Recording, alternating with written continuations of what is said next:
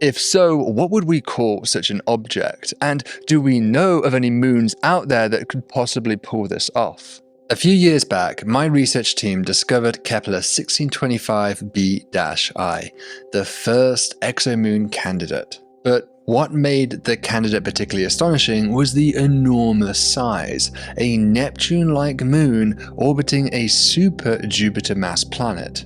Still to date, we don't know whether the candidate was real or not, because Kepler suffered a mechanical failure preventing it from reobserving the star. Nevertheless though, just last year and right here in the Cool Worlds lab, we found the second exomoon candidate, Kepler 1708b-I. Once again, the object was rather startling though, a mini Neptune-sized moon this time around a Jupiter-sized planet. Even though these objects remain unconfirmed, they have sparked plenty of discussion, and one question I've received again and again is, could these moons have their own moons? Now, since Kepler 1625b-I is a Neptune-sized moon, then the temptation is to compare it to Uranus and Neptune, both of which of course have dozens of satellites around them. And so, by extension, submoons might seem quite promising then. But, of course, Uranus and Neptune are planets, which means they must have had a very different history than that of Kepler 1625b-I. Perhaps sufficiently so that we really shouldn't expect to find anything in orbit. Probably the simplest thing we can say without any controversy is that at least for a small satellite, yes, it is possible to put that in orbit of a moon because, hey, we've already done it. In fact, we've been doing it since the 1960s. In March 1966, the Soviet mission Luna 10 became the first of now many vehicles to successfully orbit the moon, in fact completing over 460 orbits before the mission was terminated. But whilst that was indeed a satellite, it wasn't a natural satellite, nor indeed a long-lived one. And of course, we have to admit that by astronomical standards, those were just tiny objects. So the question remains, how large of a moon can sustainably orbit around another moon? To figure this out, let's take a step back and ask, even if these moons somehow formed their own satellites, let's call them submoons for the moment, would those submoons survive for billions of years? It's one thing to make a submoon, it's another thing to hold on to it. A smaller body in orbit of a larger body can be lost through two basic processes. They either get too close or too far apart. If they get too close, then the smaller body can get tidally ripped apart or even just crash together in a dramatic encounter. On the other hand, if they drift too far apart, then the gravitational tug of other bodies in the system can disrupt the pair. Now, for a moon orbiting a planet, the primary other source of gravity is the star which the pair orbit, and the threshold distance at which the star will essentially steal away the moon defines the so-called Hill sphere, one of the most important concepts in orbital dynamics. If a moon drifts outside of this region, which technically isn't a perfect sphere, then it will be lost.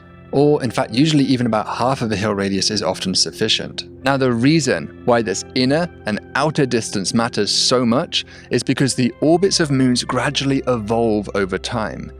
Every moon in the solar system is slightly changing its orbit each and every day. Nothing has permanence.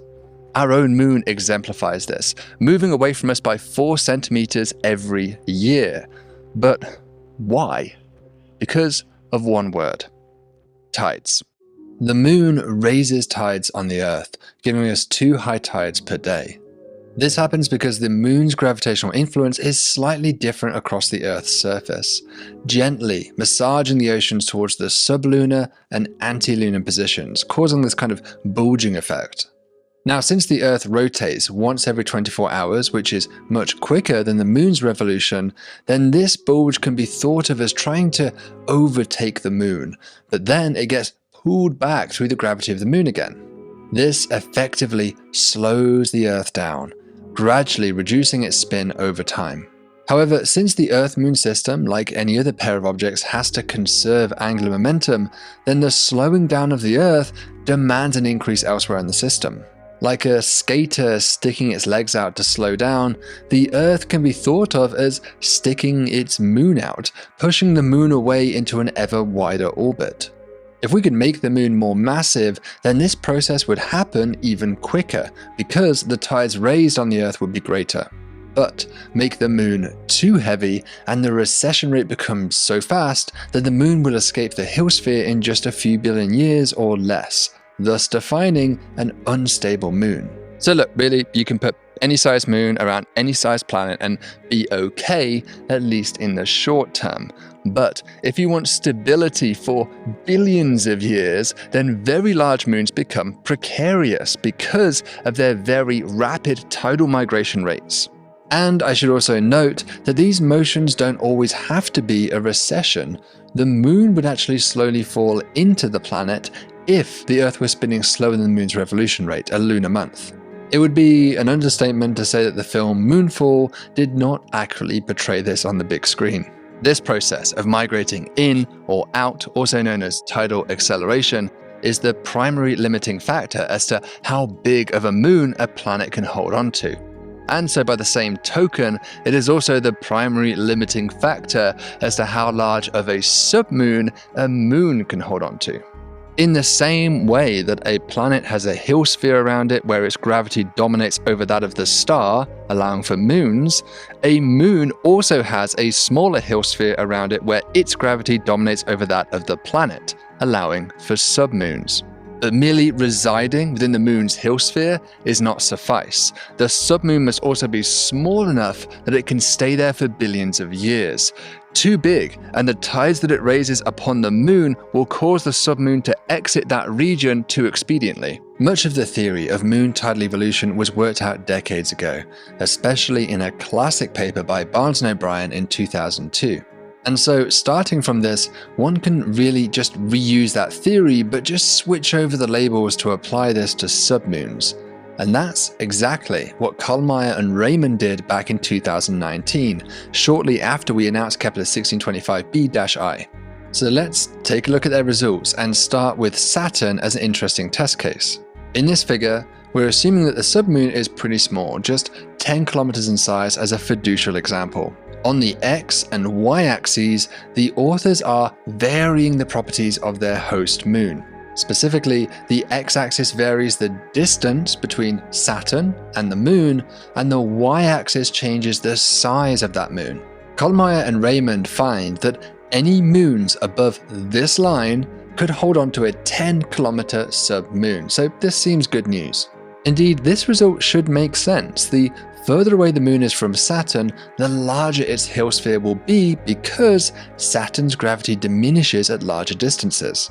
We can also change the submoon from 10 kilometers in size to 20 kilometers, which gives us this dashed line, or 5 kilometers, giving us this dotted line.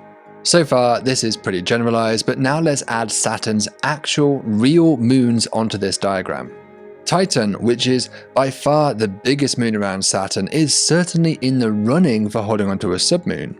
But really, it's her less famous brethren Iapetus that steals the show as the best submoon host. In fact, according to this model, Iapetus should be able to hold on to a submoon up to a respectable 195 kilometers in size, which is about the size of Mimas. Now, looking at the other solar system planets, Callisto around Jupiter and the moon around the Earth are also capable of holding onto small submoons, but neither displace Iapetus as the submoon king, at least in theory. Now, Iapetus does not have any known submoons, nor indeed do Callisto, Titan, or the moon. So, does this therefore establish that submoons are impossible? Well, not quite, because remember that moons are constantly changing in their orbits. So it's quite possible that these moons started out their lives closer to their planets, had smaller Hill spheres around them as a result of that, and then consequently lost their submoons fairly expediently, so we just don't see them today. In fact, Kollmeier and Raymond highlight that Iapetus may in fact already be presenting us with clues about a previous submoon. You see, Iapetus has this interesting ridge running along its equator, which largely remains a mystery in planetary science. In 2011, it was suggested that something may have smashed into Iapetus, forming a temporary submoon as well as a ring of debris. Over time, the submoon may have evolved outwards and eventually escaped, just as we've been discussing in this video, but the ring of debris instead may have rained inwards, forming the ridge. Submoons in the solar system are certainly fun to imagine, but the prospects of submoons become much more interesting when we look out to these new giant exomoon candidates that we've recently discovered, things like Kepler 1625b-I. In this case, the moon is estimated to be capable of holding onto a much more formidable submoon of similar size to the dwarf planet Ceres. Of course, such a submoon would still be too small to be detectable with current technology, even with JWST. But if these giant exomoon candidates are real, then that suggests there should be more of them out there in the cosmos, and perhaps then there are even better submoon hosts just waiting to be found. So could we imagine an even more suitable submoon host? One extreme case we can consider is taking Jupiter around the Sun, but making it 10 times more massive, a super Jupiter planet, yet not heavy enough to be called a brown dwarf. Now imagine that we put a Neptune-like moon around it, similar to Kepler 1625b-I, but parked much further out at 800 planetary radii, which would still be within half of a Hill radius away from the planet. Okay, so far so good. That Neptune-like moon would be plenty stable out there. Now we could put a pretty big submoon around that moon. Let's go for an Earth-sized one for fun. Such a submoon is perfectly stable as long as the moon host is at least 100 planetary radii away from the planet, which of course is true because we chose 800 for that number. So to recap, we have a Sun-like star that has a super Jupiter-like planet, that has a Neptune-like moon, that has an Earth-like submoon. And so one question we might ask is, could that Earth-like submoon itself have a moon? So I don't know what we call that. It's kind of ridiculous. A moon, a sub-submoon, you tell me. The Neptunian moon here has a Hill radius of 276 Neptune radii, so let's park our submoon at 130 to be safe. And by placing it like that, our submoon would have its own little Hill radius around it of 135 Earth radii. Plenty of space for a sub-submoon, it would seem. Putting something at the outer limit of about half of that for stability, so that's 60 Earth radii, that would allow for a maximum sub-submoon of something like 50 kilometers in radius. Not too shabby, a good size for an asteroid base perhaps. So initial calculations do indeed suggest that yes, you can have moons of moons, and perhaps you can even have moons of moons of moons, although you need some fairly well-chosen parameters to pull that off. However, one issue is that the current calculations allow for the submoon's orbit to evolve, but not the moon, and that's really not realistic because we know that moons tidally migrate as well. Anyone looking for a good research project here could perhaps revisit these calculations accounting for that motion, which would undoubtedly reduce the range of submoons further, but I doubt it would be enough to make them impossible. I'm happy to offer any tips if you take that up. So if we do find one of these things one day, what should we call them? I've been using the phrase submoon in this video, but others have suggested moon, or perhaps we might even imagine moon squared or moon cubed. But another suggestion might be just to drop the word moon altogether because it's kind of confusing, and after all, we don't call moons sub-planets or planet, so why are we doing that here? I'm sure you have some ideas. Please do let me know down below in the comments what you think. As a final thought, these calculations remind us that wholly new astronomical objects might yet be lurking amongst the stars. I think that this underpins why astronomy, despite being the oldest of sciences, still captivates us like none other. For even today, we've barely scratched the surface of what awaits us out there. Submoons, quark stars, cosmic strings, and much, much more that we've likely never even imagined. For many, I know that these unknowns can feel frustrating. Perhaps we might wish that we had been born at a time when all had been found. But for me, I think it's worth cherishing that we get to live in an age of discovery, in a time where our imagination can still wonder. So, until next time, stay thoughtful stay curious.